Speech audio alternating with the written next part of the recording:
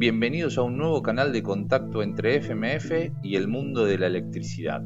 Aquí hablaremos de todos los temas que como eléctricos nos apasionan. Va a haber mucho ampere, mucho volt y poca resistencia. Esto es Mundo Eléctrico, un podcast producido por FMF Electric. Hoy vamos a hablar de energías renovables con un verdadero crack. Es alemán, habla raro, pero se entiende. Vivió en Argentina muchos años y le voy a preguntar algunas cositas que ni siquiera yo entiendo sobre este tema de las energías renovables. Se llama Daniel Mazurré. Trabajó acá en Argentina y también trabajó en Perú. En Argentina trabajó en la Cámara Argentino-Alemana, en el área de tecnologías verdes y energías renovables. En los últimos años acá también trabajó en el desarrollo de países de África del Norte. Después se casó y se nos fue para Alemania. Hoy es director de Medio Ambiente y Clima en el Pacto Global de la ONU. ¿Qué hacen ahí? Fomentan la actividad empresarial en el área de derechos humanos, laborales, medio ambiente y anticorrupción. Espero que sepa más de energías renovables que de fútbol. Hoy hablamos con Daniel. Bueno, Dani, ¿qué son las energías renovables y por qué todo el mundo está hablando de eso en los últimos, 20 años? Energía renovable. ¿Qué son las energías renovables? Las energías renovables en general son todo lo que se deriva de fuentes naturales, energía que se deriva de fuentes naturales y em, que no se gastan, que se renuevan continuamente, ¿no? Ejemplos son energía solar, energía eólica, viento y sol hay por bastantes lugares. Lo contrario sería fuentes de combustibles fósiles, ¿no? Y ahí es como carbón, petróleo, son fuentes que no se renuevan, que están ahí ya en la Tierra desde muchos años, millones de años, que tardan a formarse y que no se renuevan, por lo menos no de nuestra era humana, digamos. Y por eso son las energías renovables en comparación a energías no renovables, y son tan importantes y se habla tanto de hoy en día porque justamente el, las, las energías de combustibles fósiles son una gran causante del cambio climático, quiere decir, son las grandes emisoras del CO2 o gases de efecto invernadero que hacen que se está cambiando nuestro clima a la raíz de muchos efectos negativos en todo el mundo. Y con la energía renovable, en verdad, vemos una posible solución de evitar un calentamiento global a escala máxima. En, en el 2015, en el Acuerdo de París de la IPCC, que es el Consejo de Clima de las Naciones Unidas, justamente se fijó en limitar el aumento del clima a máximo 1,5 grados, y la herramienta esencial para lograr eso son las energías renovables. Eso fue el último acuerdo. Ya se viene hablando de calentamiento global hace mucho, hace 20 años, si quieres, hace más. Y por eso justamente las energías renovables están en todas las bocas. Recién mencionaste este tema del calentamiento global. Y no sé, la Tierra tiene como 2 millones, 5 millones de años, no lo sé con precisión. Y desde que tenemos información de las temperaturas en la Tierra, podría decirse como que es una foto, difícil ver una película con tanta este, eh, amplitud. ¿Cómo sabemos que este calentamiento que se viene dando no es algo natural de la Tierra en cuanto a procesos naturales de enfriamiento y calentamiento, que sí se puede demostrar que ha habido esos procesos naturalmente y que no es algo producido por la contaminación? Valga obviamente aclarar que no está buena la contaminación, pero que no tiene ese impacto tan grande como si lo dicen en cuanto a lo que es el incremento de la temperatura. Bien. A ver, el calentamiento global o digamos flujos climáticos a nivel mundial siempre hubo. Desde la prehistoria, y estos grandes cambios han sido los causantes de realmente cambios en las especies que vivían en el planeta, o mismo de cambios de civilizaciones. Por ejemplo, las eras de hielo no van tanto atrás. Pero si estamos hablando de las eras de hielo, no tengo los datos exactos ahora en la cabeza, ¿no? pero estamos hablando de 2 grados menos en promedio que el nivel actual. Y el hecho que se está aumentando el clima en esta velocidad, porque los cambios de era de hielo hasta hoy, los cambios grandes en el clima, han sido realmente a través de siglos. Y en este caso estamos viendo un cambio desde los últimos 50 años que realmente está aumentando a una velocidad tremenda. Y entonces como que a eso se deriva que es hecho por el humano, que los gases que emiten nuestras actividades económicas, a final de cuentas, retienen el calor en la Tierra y llevan a todos esos efectos adversos que, que lo vemos viendo, que es el calentamiento global, que justamente eh, todo lo que es la combustión de fuentes energéticas fósiles, etcétera, que emite gases de efecto invernadero, por eso se llama así, ¿no? Se puede decir, sí hubo cambios, hubo flujos, siempre, pero el efecto claro y clave en este momento para decir que hay un cambio climático hecho por un humano es la velocidad en cual se está haciendo. Y si ves desde que hay el registro del clima, que obviamente como dices es una foto, hay disparos para arriba, para abajo, pero no obstante en los últimos 150 años, 200 años, se han ido muchos disparos hacia arriba. En Europa, el año pasado, creo que los últimos 3 años más calurosos eh, del registro de clima en Europa fueron dentro de los últimos 5 años. Entonces, como que es eso que se va repitiendo cada vez más. El año pasado en Alemania tenías el verano más caluroso de este registro de clima. En Italia también tenías la sequía más dura de este registro de clima, el registro. Bueno, acá en Argentina, perdóname que te interrumpí, Sí, tuvimos una sequía histórica. eso. Y ahora en Italia hubo la sequía en invierno más fuerte que ese registro. Entonces, ¿cómo es eso que justamente va?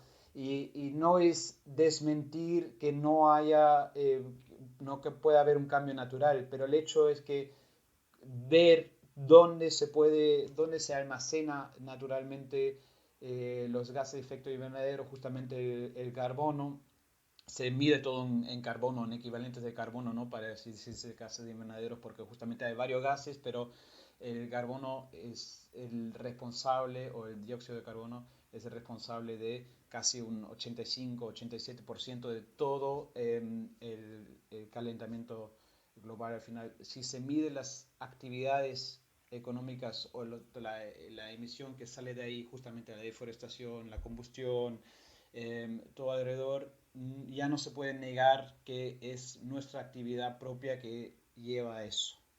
Bien. Eh, Ahora, estamos hablando de que hace 20 años se está hablando, valga la redundancia, de energías renovables. Obviamente en los últimos años, gracias a las tecnologías, mucho más. Pensar por ahí en un captador de sol hace unos cuantos años atrás y las tecnologías como han cambiado, hizo que mucho de lo que antes era imposible de realizar hoy se vuelva algo hasta domiciliario, ¿no? Eh, Teniendo en cuenta todo eso, ¿cuánto es lo que representa a nivel mundial la generación de energía renovable por sobre la generación de energía convencional? A ver, ahí tenemos la clave. Justamente la gran parte de la energía es convencional, ¿no? Convencional también incluyendo la nuclear. Quiere decir que hoy en día, desde, digamos, desde el año 2000 no había gran cambio, siempre gira alrededor del 35 a 38% de generación a nivel mundial. Pero depende mucho de qué país estamos hablando. Obviamente, algunos países dependen más de energía renovable o que otros, o más de con las energías convencionales. Hay 4 países que justo ayer me saltó una cosa ahí en LinkedIn, que son 4 países Mm. que son realmente 100% de energías renovables, que son Islandia, Paraguay, si no me, bueno, no, ya no tengo todos los países, pero justamente hay 4 que son ahí. Y si ves a nivel nacional, yo que me muevo más en el contexto alemán, hoy en día estamos produciendo alrededor de 50%, 49,5, 49,6, por ser exacto, de energía, de todo el consumo de energía de fuentes renovables, ¿ok?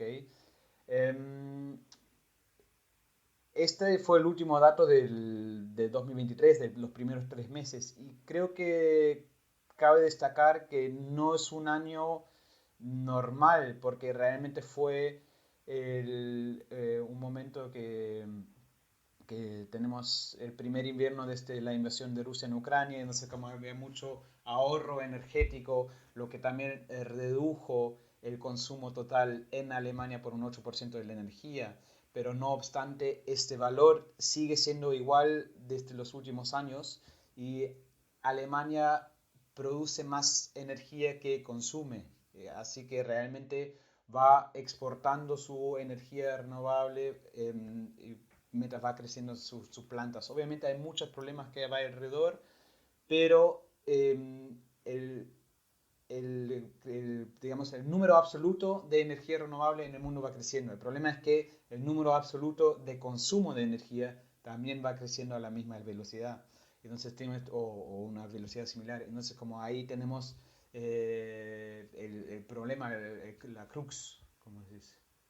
La corremos de atrás, básicamente. Bien. Más o menos, sí.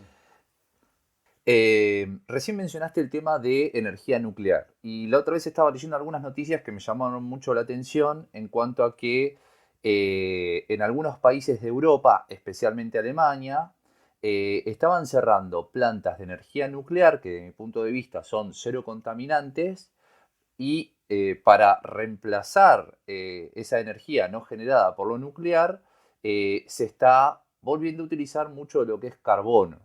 No, no solamente en Alemania, sino que se estaba importando energía de por ahí de Polonia y demás, que era generado por generación de carbono. Eh, Me resulta medio raro esa situación. ¿Cómo se explica? Ok, bueno, primero, para volver atrás, Alemania sigue siendo neto exportador de energía, ¿ok? Solamente para ponerlo en el contexto. Y también en la Unión Europea, que son 27 estados, lo sé porque justamente ahí se discute más esto a nivel internacional, y ahora con todas las discusiones que venían a la taxonomía de estandarización de qué son actividades renovables, de energéticas y cuáles no, hay una frente, digamos, hay una división entre qué son energías limpias y no, ¿ya? De esos 27 estados, perdón, 14, porque Inglaterra salió, 14 son anti, o digamos no tienen plantas nucleares, ¿ok? Las otras sí. Y después hay jugadores muy fuertes en el tema nuclear. Francia, que realmente apuesta a lo nuclear y tiene más de 70 plantas, 60 plantas, perdón, eh, y realmente produce un 70% de su energía a través de plantas nucleares. Otros países han decidido que no, no apostar por ese lado. Austria, que hizo un referéndum en los años 50, 60, no tengo el dato exacto, que dijeron no lo vamos a hacer, y otros países que se retiran. Entre los países que se retiran justamente son Alemania, Bélgica y España. Eh, Alemania lo había decidido hace mucho, en el último gobierno socialdemócrata con el Partido Verde, sí, en el 2005 ya lo habían decidido. Merkel le dio marcha atrás, y en el 2008 y en el 2013, cuando hay la causa de Fukushima, la catástrofe ahí, el terremoto en Japón, y justamente se daña la planta nuclear en Japón, em, Alemania dice, bueno, vamos a hacer el corte, la energía nuclear no es suficientemente seguro para poder garantizar nuestra energía a largo plazo. Y vos dices, es cero contaminante. Lo único que no es contaminante es en la emisión de gases invernaderos, digamos, de dióxido de carbono. Porque la gran preocupación del lado de la seguridad es los residuos contaminados y su depósito final, sobre todo en el contexto alemán que soy familiarizado, ¿sabes? ¿Dale? Porque en un país que está sumamente poblado, los hemos discutido en otras ocasiones, es muy difícil encontrar el lugar donde depositar esos residuos.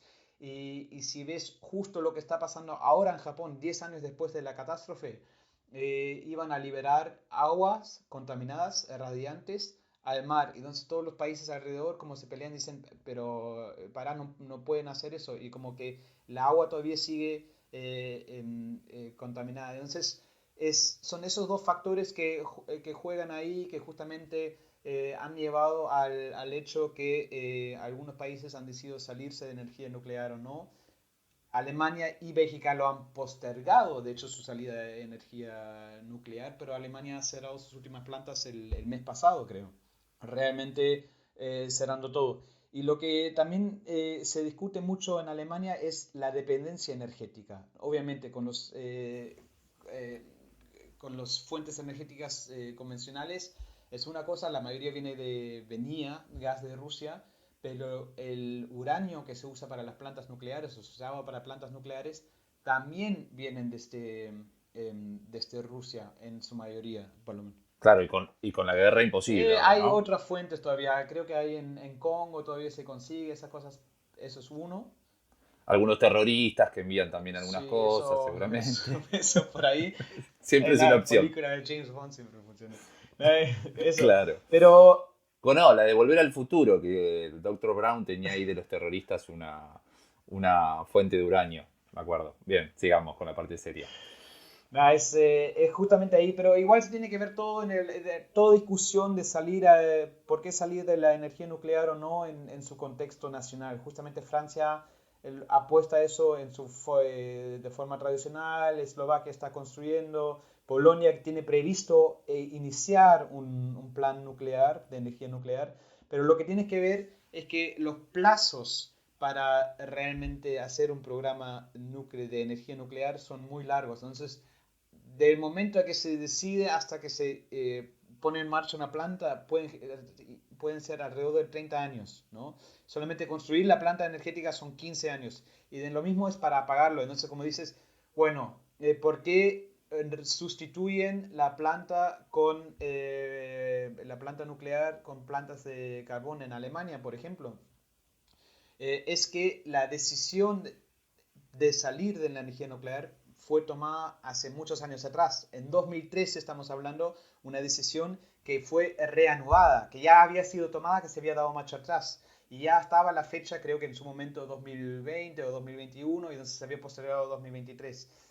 Vino la fecha, bueno, Rusia atacó a Ucrania, entonces había la crisis energética, se postergó por 6 meses, pero todas las medidas de seguridad, los mantenimientos, las decisiones políticas, económicas que vienen a raíz de una planta nuclear que son a largo plazo, no se pueden dar marcha atrás por una situación política ad hoc.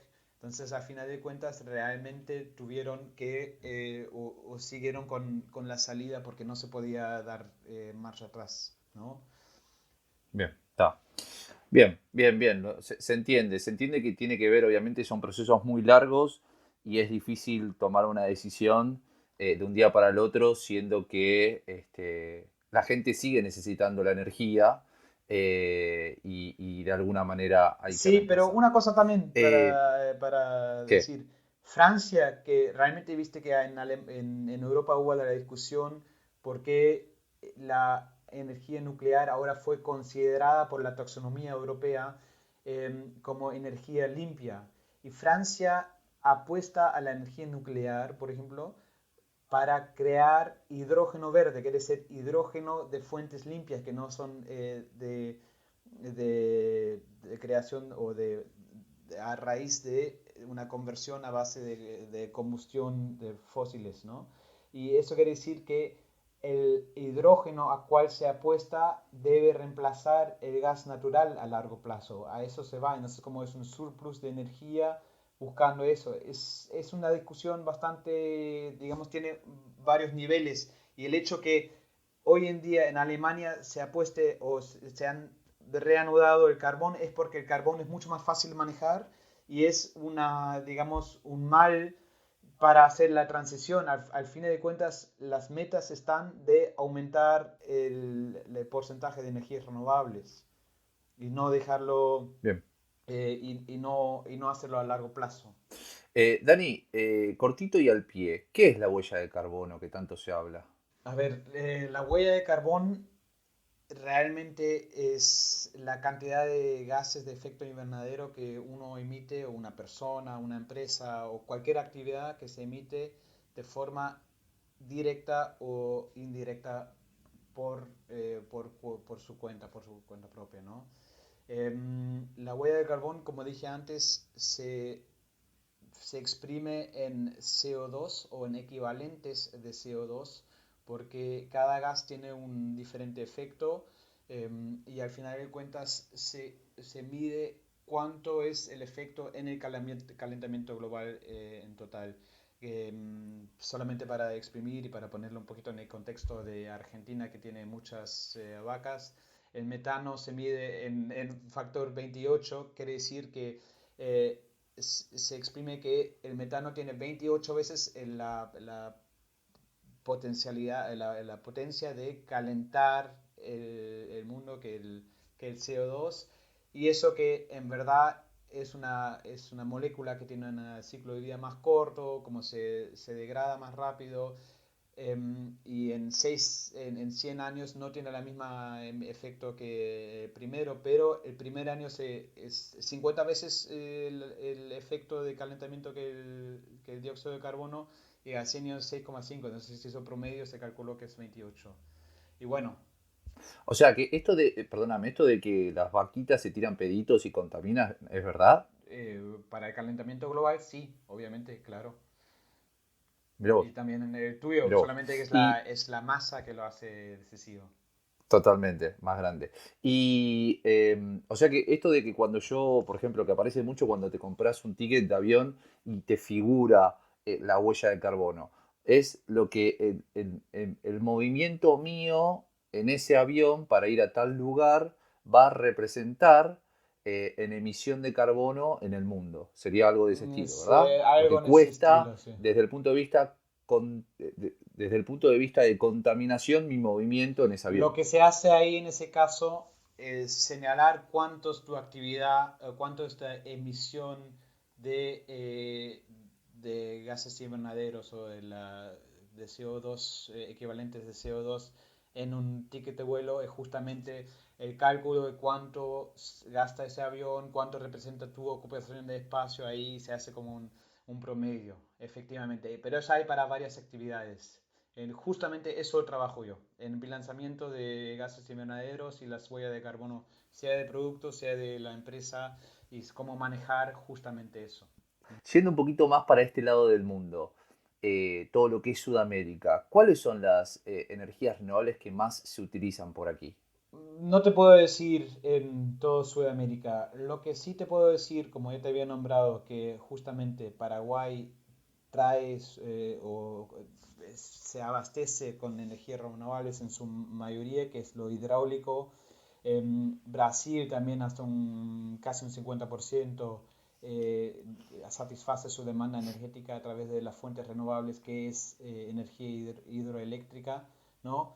Y hay países como Uruguay que se usa mucho como ejemplo a nivel internacional porque justamente hizo la transición energética a nivel que eh, creo que satisface más de un 90% a través de lo eólico y lo solar.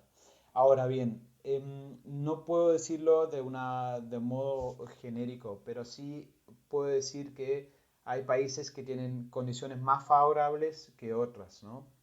En, en Argentina y Chile es muy favorable el viento de la Patagonia, es muy favorable la energía solar que se puede hacer en todos esos terrenos, digamos, a bastos poco poblados con mucho sol, con muchas horas de sol. Entonces eso es algo que se podría abastecer más fácilmente o que se podría realizar más fácilmente, Bien. digamos. Ahora, si todo está tan bueno y es todo tan lindo y funciona todo tan bien, ¿por qué no se hace más rápido? ¿Qué pasa? Los petroleros eh, no quieren que su negocio se termine. ¿Por qué no se avanza más rápido en que todo sea más renovable o que el mayor porcentaje de generación sea en energías renovables? No voy a desmentir el rol que tiene la lobby de los petroleros o de las energías convencionales, ¿no? Pero no es solamente eso. Lo más claro es que es una transición tecnológica que se tiene que hacer. En Argentina, cuando estuve trabajando ahí, vimos mucho el mapa argentino de cómo hacer energías renovables. Y yo creo que unas partes más difíciles es que ya no es energía centralizada. Ya no es una planta nuclear que lo pones y con eso abasteces toda una región, todo un país, sobre todo plantas nucleares que tienen una zona de influencia muy grande, sino que tienes que hacer plantas a escala menor que los distribuyes en el país, ¿ya? Entonces es esa energía descentralizada, por un lado, que se tiene que insertar en la red energética. Ya trae unos ciertos límites. En Alemania fue una gran discusión cómo hacer, quién puede producir y cuánto es en el momento que vos introduces energía o electricidad en la red, cuánto es tu remuneración. Eso, by the way, FMF podría ser un gran parte de negocio porque justamente necesitas contadores que van en las dos direcciones, ¿no? Los smart grid, ¿no? Para todo lo que es Smart smart Grid, grid. justamente eso es una cosa, por un lado. Y la otra parte clave, digamos, es el almacenamiento de la energía. Eso es la pregunta que están poniendo todos acá en Europa, en Estados Unidos, en otros países, viendo, bueno, tenemos mucho viento, tenemos mucho luz solar, mucho sol, pero no vienen los momentos claves que necesitamos esa energía, porque no puedo decir cuándo viene el viento o tal. Entonces, lo que estás haciendo es, o lo que se está investigando es cómo poder almacenarlo. Hidrógeno es una solución. El problema es que la efectividad o la eficiencia, digamos, energética para crear un hidrógeno y almacenarlo es mucho menor que realmente usar la energía renovable directamente por la red, por un lado. Y después también la aplicación de los elementos de, de, te da problemática. Entonces es eso justamente, renovar la infraestructura, modificar la infraestructura, porque ya no pueden ser grandes líneas, sino que realmente en ambas direcciones, cómo incluirlo. El almacenamiento de la energía como tal y al final de cuentas sí también tiene que ver con una cierta inversión que es necesaria y que tiene que ver con el apoyo político, económico a través de grupos grandes, a través del Estado, para poder lograr esa transición. Mientras que se apueste a los hidrocarburos, porque es una forma de renta fácil, digamos, entonces la transición va a ser mucho más difícil. Vamos un poquito ahí. Recién mencionaste el tema de los proyectos. ¿Quién pone la plata para crear los grandes parques eólicos, los parques solares? ¿Quién gana la plata? ¿Cómo funciona todo ese negocio? A ver, depende de dónde, pero realmente la energía renovable es altamente competitiva si es que logras superar algunas trabas, digamos, regulatorias, políticas. En el caso de Alemania, la energía renovable fue el gran aprovechador o el gran beneficiado de la crisis energética que había ahora con la guerra en Ucrania, porque se subieron los precios y de repente los precios de producir energía renovable se mantuvo al mismo nivel, pero igual se hace el promedio en el mercado, ¿no? En el mercado Mm. energético se hace el promedio. Y entonces realmente estaban ganando mucha plata. Entonces la gente invierte ahí. Eso por un lado. Por otro lado, realmente hay fondos y hay actividades bancarias que buscan invertir en la energía renovable porque, como ya para dar como el arco atrás, la huella de carbono es nuestro gran problema, digamos, actualmente por el efecto al calentamiento global. Entonces, bancos realmente se están fijando, ok, ¿dónde están los proyectos que podemos invertir? Y las mismas empresas, yo justamente, como te dije, trabajo en el hecho de financiamiento de gases invernaderos y qué hacer. Las energías renovables son la forma más fácil para reducir la emisión de gases invernaderos de una empresa, sea por la combustión propia o por la adquisición de energía a base de otros proveedores energéticos. Entonces, muchas empresas se comienzan a crear sus propias plantas, a crear sus acuerdos de abastecimiento a largo plazo, invierten en energías renovables a largo plazo. Entonces, como hay un gran movimiento que va en esa dirección, siempre a diferente escala, ¿no?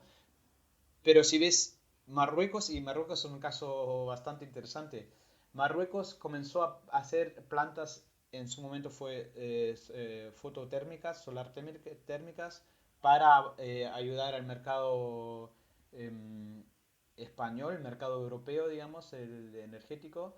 Y hoy en día se abastece también por gran parte de energía solar porque no tiene fuentes, no tiene yacimientos petrolíficos, pero sí tiene mucho sol y con eso abastece su propia red solar. Y entonces como ya no exporta tanto, lo usa para su propio país. Bien, Son formas, es ahí la inversión, digamos. Muchas bien. fuentes. Bien, ahora, recién mencionaste algo de políticas y gobiernos y demás. Em, Sabemos muy bien, bueno, vos te tocó trabajar en Argentina con el gobierno, no vamos a decir con quién y no para que no te vayan a buscar, pero es muy parecido, ¿no? Lo que pasa a nivel gubernamental en Argentina y en el resto de los países sudamericanos. Y actualmente hace un tiempo ya que volviste ahí a Alemania y también entiendo te toca trabajar un poco con los diferentes estados en Europa. ¿Qué diferencias ves en el accionar de los diferentes estados en estas zonas del mundo en cuanto a que favorecen y apoyan a la creación de nuevos negocios y nuevas generaciones de energía fotovoltaicas no, en general renovables, versus por ahí otros lugares donde no ves ese gran beneficio, donde es más una traba y tenés que empujar y empujar para lograr llevar adelante un proyecto? Depende mucho, la clave es la voluntad política, ¿vale? Y la voluntad política también surge de la necesidad. Cuando yo estudié Chile en el año 2008-2009 y cuando querían hacer el anillo integrador de gas entre los países andinos, que justamente no se realizó a causa de resistencia de un estado a otro, Chile tenía una seguridad energética de una semana. Quiere decir que en el momento que se le cortaba el gas por parte de Argentina, que era su mayor exportador, o por otra parte, realmente solamente podía abastecerse o garantizar esa energía, este consumo de energía que necesitaba por una semana. Entonces apostó gran parte y rápidamente a lo renovable. Hoy en día lo fotovoltaico y lo eólico tiene tiene futuro y tiene mucha competitividad, ¿no? En otros países, en Alemania justamente fue una voluntad política que viene de tradición desde los años 70-80, que buscaban fomentar las energías limpias y no apostar a lo nuclear. En verdad fue antinuclear en su momento, mucho antes que se veía el calentamiento global. Otros países tienen la facilidad que justamente tienen mucha energía ahí, si ves a Islandia que tiene geotermia, etcétera. Pero hay muchos países que apuestan a el petróleo porque el petróleo es una fuente de ingreso rápida, porque el consumo, la demanda energética sigue en auge y el petróleo es una forma muy rápida bueno, el petróleo y el gas, de, de satisfacer esa demanda. Entonces, países como Argentina, que tienen mucha potencialidad para hacer energías renovables, para construir plantas, etcétera, han sido apostando a hidrocarburos que a final de cuentas no ha sido favorable para energías renovables, ¿no? Bien. Ahora, todas estas energías que vos mismo dijiste antes, uno no siempre cuando necesita usar la energía es el momento que la está generando, ¿no?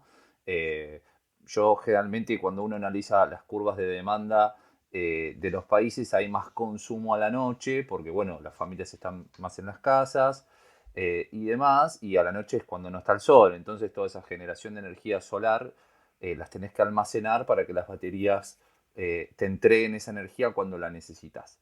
Eh, la producción de esas baterías, con lo que significa la extracción del litio, la fabricación de las baterías y después el descarte, ¿no termina empeorando o igualando un poco la ecuación en lo que es esa huella de carbono versus generar por petróleo? ¿O cómo es ahí la situación?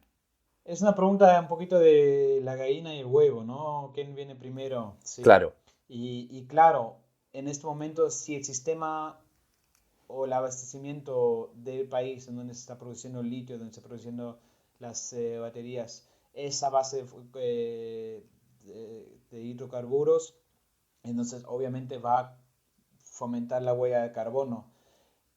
Y también mismo las plantas eólicas o los paneles fotovoltaicos también fomentan esa huella de carbono, si lo quieres decir así. Pero al final de cuentas, ¿qué es mejor? Eh, Desechar esas tecnologías porque no fomentan o porque fomentan la huella de carbono, o realmente apostar a esa transición, como decir que es un mal menor buscar la transición, porque una vez que tienes las plantas eólicas, las plantas fotovoltaicas o hidroeléctricas, etcétera, realmente puedas crearlo con fuentes limpias de energía. Y creo que a eso tenemos que ver, no desmentir, decir esto es todo una mentira, porque al final de cuentas todo causa huella de carbono, efectivamente, y siempre nuestra actividad económica y humana lo va a hacer. Pero el problema es, o la cuestión es, cómo hacemos para reducirlo a largo plazo y realmente evitar que dentro de 10 años hemos pasado esos puntos de inclinación crítica donde ya no podemos dar vuelta el clima y se empeora la situación para la mayoría de la población o por una gran parte de la población bien. mundial. Eh, Ahora, suponete que se termina el petróleo, ya está, desapareció mañana, se secó todo, y empezamos a producir solamente en energías renovables, ¿sí?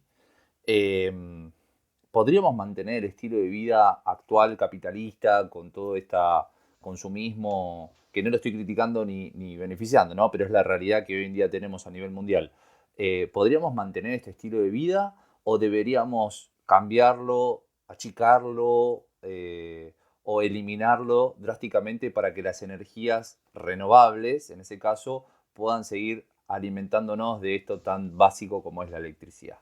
Primero, el escenario que planteas, que se acaban las energías de hidrocarburos, a base de hidrocarburos, dentro de poco rato, lamentablemente no se va a dar, porque con las nuevas tecnologías realmente se puede sacar cada vez más gas, por ejemplo el shale gas, ¿no? Que es más fácil de sacar y se encuentran nuevos yacimientos cada cual. El problema es con todos los yacimientos que ya conocemos y los usamos, realmente el efecto va a ser mucho más dañino.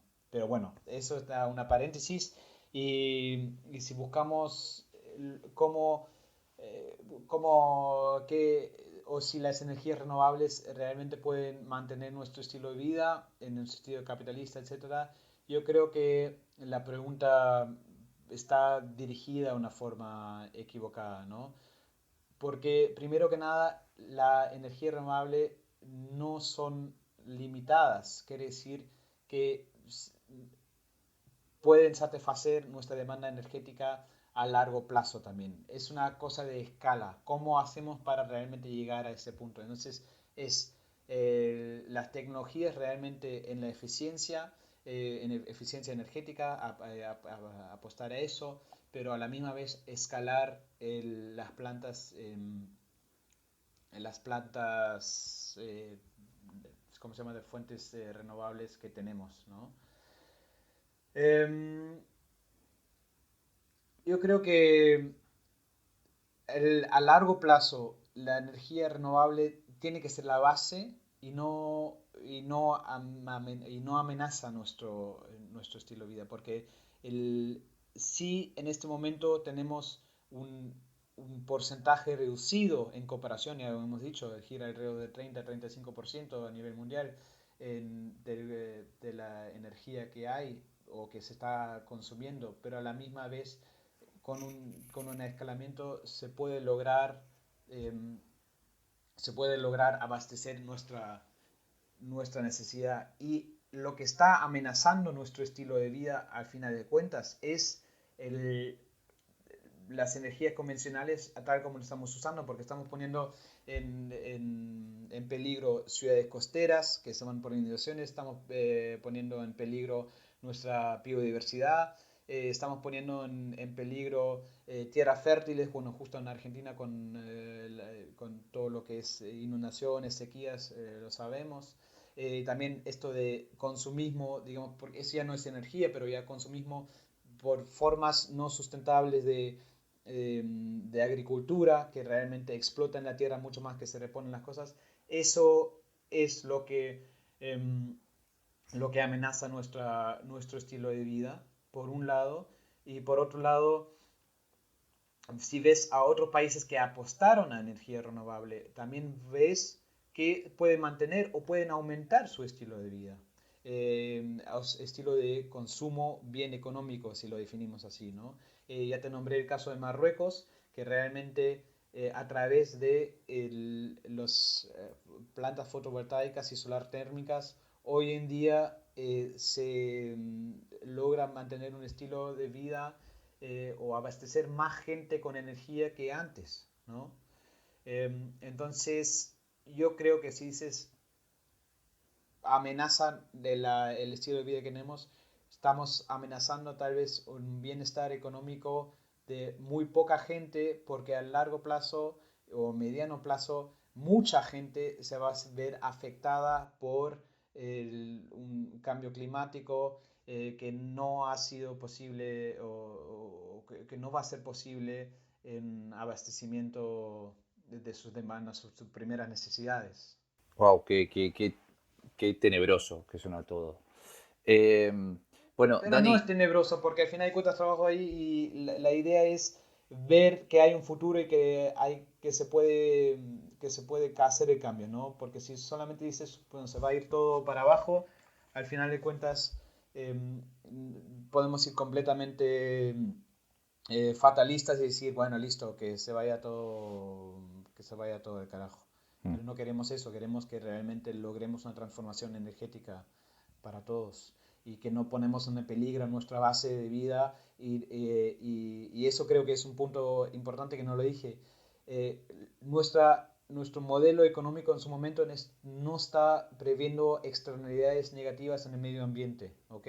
Quiere decir que no estamos costeando el cambio climático, no estamos costeando la pérdida en biodiversidad que puede afectar también las cadenas de valor de agricultura. Justamente acá, si ves las abejas y todas las pérdidas de insectos que tenemos en Europa, o también lo ves en los grandes campos en Argentina y otras partes, todo eso pone en peligro nuestro estilo de vida y al final de cuentas es eso que queremos evitar. está. Eh, Dani, para darle un poco un cierre a esta charla, eh, y consultarte algo que por ahí pasa más a lo filosófico, ¿no? A lo futurista. Yo hoy en día tengo 38 años. ¿Cuál es el escenario, el mejor escenario que vos ves de aquí a los próximos 22 años, o sea, cuando yo tenga 60 años, en cuanto al mix de energías eh, utilizables desde el punto de vista renovables y convencionales? ¿Cómo va a ser? ¿Cómo vos ves esa situación de aquí a 20 años? Preguntándome a mi punto de vista personal, realmente es el 100% renovables. Ahora, si vemos cuánto es la factibilidad, hay que diferenciar un poquito, ¿no? Em, Se está apostando mucho a la electricidad renovable, que es fácil hacer, pero después lo que son combustibles, justamente en lugares donde es difícil sustituir combustibles a través de baterías porque son muy pesados, los vuelos o los barcos, también se está hablando de e-fuels, le decimos aquí, bueno, no sé cómo se dice en español, que son... ¿cómo? Desconozco. No, no lo sé, no lo sé, pero bueno, llamémoslos e-fuels, que son, me imagino, Son, más son, sí, friendly. sí, son fuentes combustibles de este origen renovable. Quiere decir, por ejemplo, hidrógeno verde. Hidrógeno que parte aparte, Lo que mencionabas sí, antes, justamente. perfecto, para hacer generación, como si fuera una generación de energía eléctrica por carbón, pero con este hidrógeno Sí, verde. efectivamente, que es gas, que sustituye gas, ¿no? Pero también estamos buscando para combustibles, etcétera. Entonces, ah, en 22 años espero que se haya encontrado una solución para realmente abastecer los aviones, etcétera, con esta tecnología. Se está investigando mucho, en Alemania se está investigando mucho, sé que en Estados Unidos se está buscando mucho y realmente fomentado por gobiernos a a ese estilo, ¿no? A mucho grado. Em, entonces, a fin de cuentas, el mejor escenario es apostar todo a fuentes que no sean convencionales, ¿ok? Si no se logra al 100% no es tan importante. Lo importante es reducirlo a un grado suficiente para que dentro de los próximos 10 años no superemos un nivel crítico de gas invernadero en nuestra atmósfera, que no podamos dar marcha atrás y que realmente haya más sequías, haya más inundaciones, haya más descontrol, que realmente se cambien nuestros esquemas climáticos a largo plazo sin que lo podemos controlar. Entonces realmente es nada más sencillo que eso, 100%. Bien. Ahora, Dani, dije antes que iba a cerrar, pero no, voy a cerrar con esto. ¿Con qué dato, no sé si grado de incremento de temperatura o qué, eh, podríamos decir, chao, se fue toda la mierda, no hay nada para hacer? Eh, ¿Qué dato sería el que tendríamos que escuchar para decir no hay vuelta atrás? No sé, em, si ves el Consejo de Clima de Naciones Unidas, el IPCC, ¿no? Te, te pinta varios escenarios. Y a nosotros lo está diciendo, estamos apuntando a que no se caliente el clima más que 1,5 grados en promedio, porque decimos ahí los efectos de, de- del calentamiento global todavía son relativamente controlables. El problema es que cada centígrado aumenta la temperatura, realmente ponemos en peligro más gente con sequías, más gente que no tiene seguridad alimenticia, más inundaciones, y eso al final de cuentas nos va a afectar a todos, nos va a afectar en Europa porque no solamente por la inmigración o tal, sino porque realmente el cambio climático, la última vez que escuché en las noticias, afecta a el doble que en otras regiones del mundo, ¿ok? Y entonces realmente vamos a reducir nuestros espacios donde podemos vivir, los desiertos aumentan, etcétera. Entonces, para volver a la pregunta, el IPCC hace estos escenarios y dice, bueno, a los 1,5 grados vamos a tener estos efectos. Y los peores escenarios realmente son de 4 6 grados que están pintando. Una vez que tenemos eso y a la marcha atrás es difícil. Pero por eso hay que apostar. Yo creo que lo importante es no decir hemos llegado a este punto de pivote que no podemos dar marcha atrás, sino intentar trabajar a reducirlo lo máximo posible. Y tal como estamos en este momento, a pesar de que tenemos todos los compromisos políticos que dicen vamos a lograr los 1,5 grados, en este momento no lo estamos haciendo. Estamos yendo a los 2,7 o más. Entonces, la meta es reducir lo máximo posible y lamentablemente no te puedo responder en qué momento hay ese punto de inclinación crítico donde decimos se va todo, porque creo que el humano en sí va a querer subsistir y sobrevivir. El problema es cómo lo va a hacer. Bueno, Dani, ahora voy, prendo el auto y voy a tener culpa, pero bueno, no es tu culpa, es la culpa de todos. Así que linda charla, queda mucho por decir, pero bueno, no es la idea que sea muy larga, así que te quiero agradecer por el tiempo y seguramente nos estaremos viendo en otra charlita que hagamos, ¿sí? Con muchísimo gusto. Igual quiero decir que no tengas mala conciencia, simplemente tengas conciencia en que lo que estás haciendo. Es eso al final de cuentas. No digas, bueno, voy a dejar de comer carne porque el metano va tal, pero solamente estate consciente qué efecto tiene, cómo hacemos, como en Argentina obviamente es parte de la cultura, pero es como cuánto es el nivel sano, cómo podemos, cuánto tenemos que volar, etcétera. No necesariamente decir eh, voy a dejar mis actividades, voy a sufrir porque no hago las cosas, sino simplemente pensar un poquito más en el futuro, qué queremos dejar a nuestros hijos, vos que sos padre y a las generaciones futuras, qué queremos dejar a nuestros hijos, quieres que vivan una vida similar y mantengan este estilo de vida o que realmente tengan problemas mucho más allá.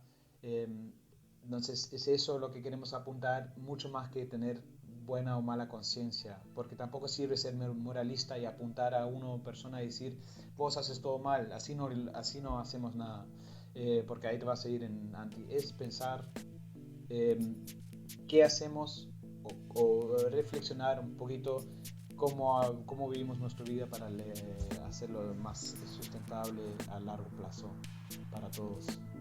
Perfecto, clarísimo, amigo. Muchísimas gracias y bueno, nos estamos viendo. Gracias.